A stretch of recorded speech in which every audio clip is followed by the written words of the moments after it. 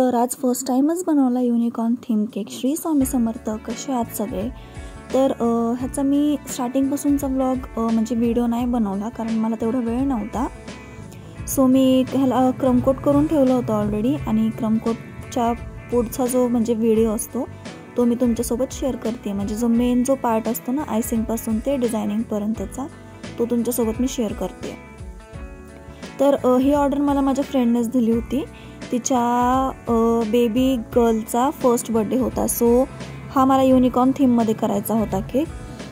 तर तिच्या बेबीचा जो 6 मंथचा केक होता तो सुद्धा तिने माझ्याकडूनच नेला होता आणि आता फर्स्ट बर्थडेचा सुद्धा माझ्याकडेच तिने ऑर्डर दिली होती। खूप छान वाटतं ज्यावेळेस कस्टमर कुठेही जात नाही आणि फक्त आपल्याकडेच ऑर्डर देतं त्यावेळेस। तर आम्ही सगळं म्हणजे डिसाईड वगैरे केलं। 8 दिवसापूर्वीच सगळं डिसाईड केलं होतं। 2 kgचा केक बनवायचा होता आम्हाला। चॉकलेट फ्लेवरमध्ये हवा होता तिला आणि युनिकॉर्न थीममध्ये। तसं तिने मला इमेजही सेंड केलं होतं।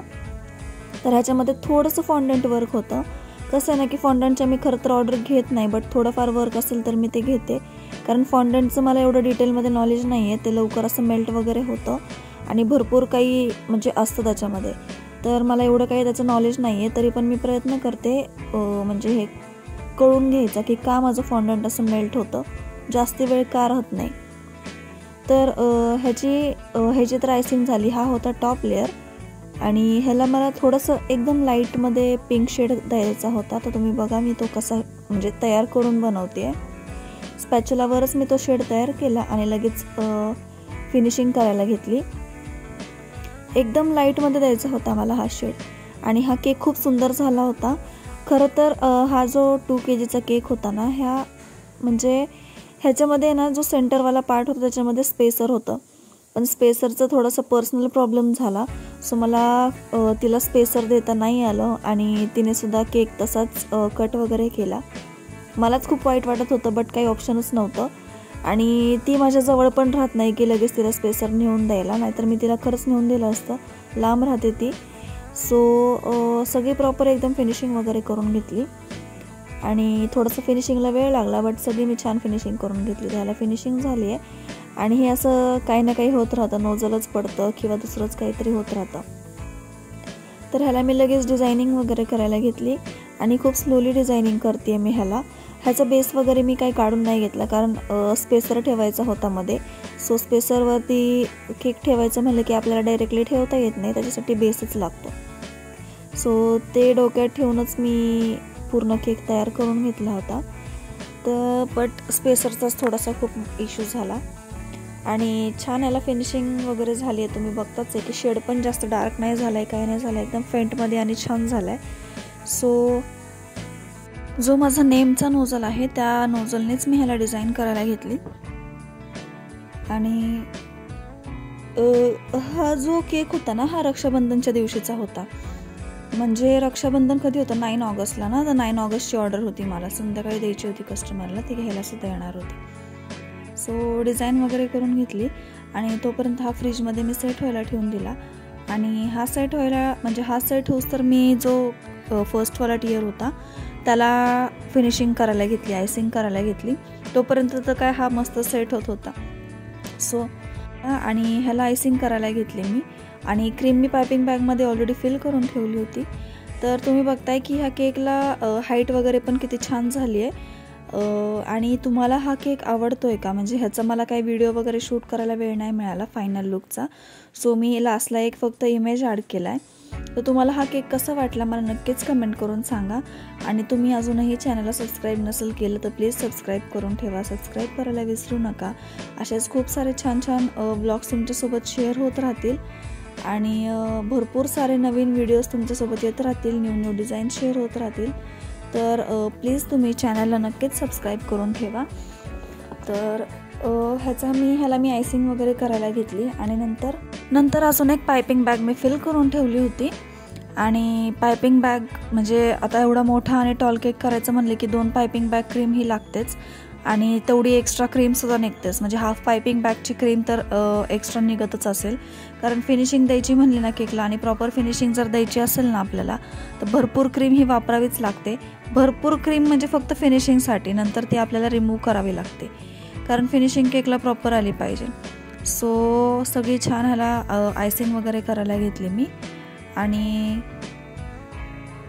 इकडे तिकडे फिरत सगळ्यांसोबत गप्पा मारत असं मी हा केक बनवत होते आणि खरंच खूप सुंदर हा केक झाला होता. म्हणजे फर्स्ट टाईम मी हा युनिकॉर्न थीम केक बनवला होता आणि माझी खूप दिवसापासूनची इच्छा होती की मला एक तरी युनिकॉर्न थीमची ऑर्डर यावी आणि ती मला आली आणि ती माझ्या फ्रेंडनेच दिली मला.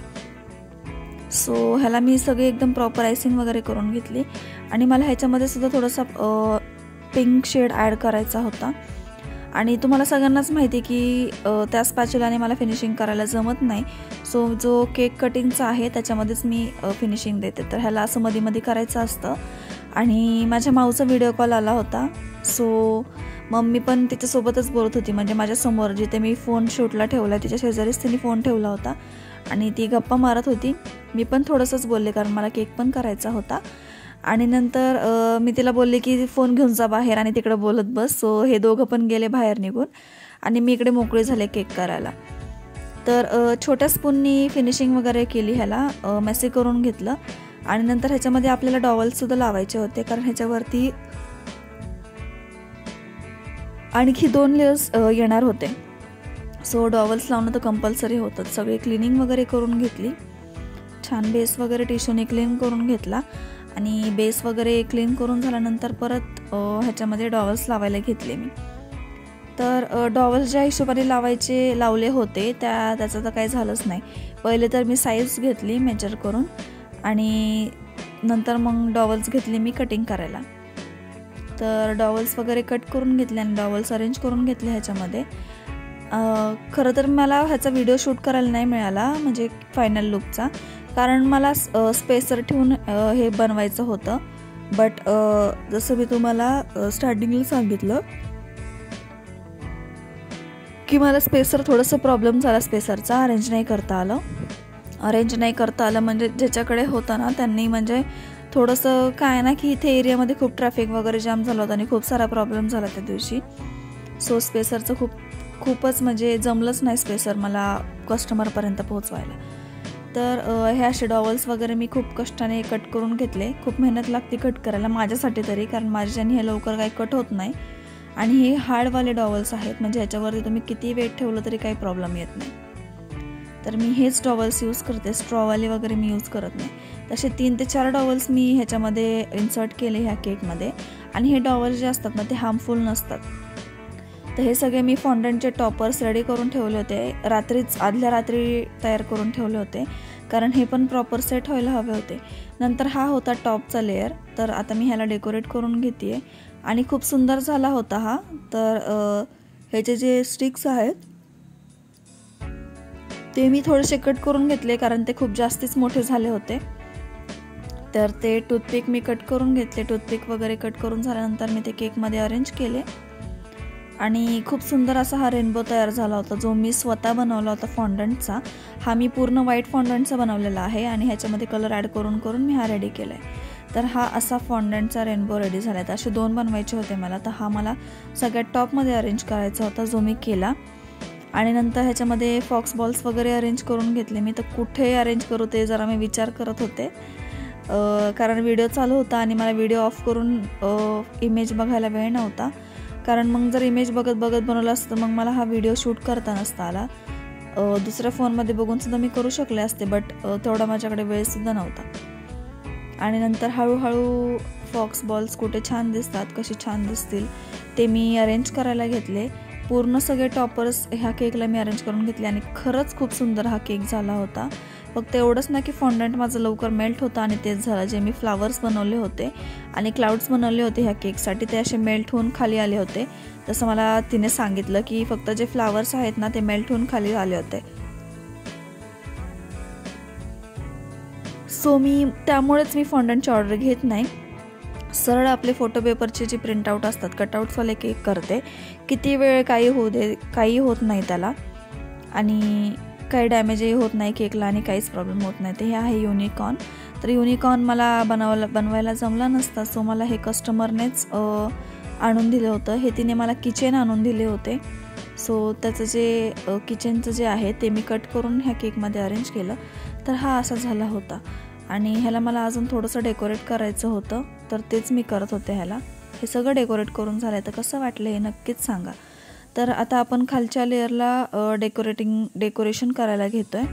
तर हे दोरी पण मी छान असे डेकोरेट करून ठेवून दिले होते फ्रीजमध्ये. तर लास्टला तुम्हाला ह्या केकचा फायनल लुक दिसेलच. तो फायनल लुक बघून तुम्ही सांगा की तुम्हाला केक आवडला आहे का, आणि आवडला असेल तर नक्कीच आपल्या चॅनलला सबस्क्राईब करा. सबस्क्राईब करायला विसरू नका आणि खूप साऱ्या न्यू व्हिडिओजसाठी बेल आयकॉनवर सुद्धा क्लिक करून ठेवा. आणि अजूनही भरपूर खूप सुंदर सुंदर व्हिडिओज तुमच्यासोबत येणार आहेत. सो तुम्हाला जर ते बघायचे असतील तर तुम्हाला आत्ताच आपल्या चॅनलला सबस्क्राईब करावं लागेल.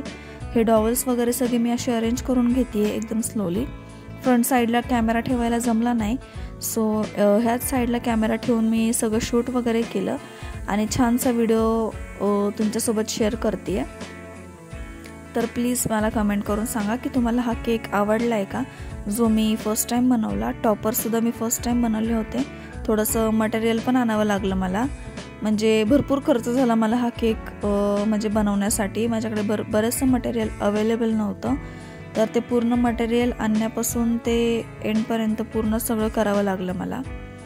आणि स्पेसर जे आहे ते मी रेंटनीच देते. तुम्ही कसं देता मला ते सुद्धा सांगा. तुम्ही म्हणजे कस्टमरलाच देऊन टाकता का? शक्यतो रेंटनीच देत जा, कारण असं पण कस्टमरला त्याचा काही यूज होत नाही, असं पण ते फेकूनच देतात किंवा पडून राहत असेल. तर हे असं सगळं मी अरेंज वगैरे करून घेतलं आणि हा होता आपला केकचा फायनल लुक. कसं वाटलं तुम्हाला हा केक नक्कीच सांगा. थँक्यू.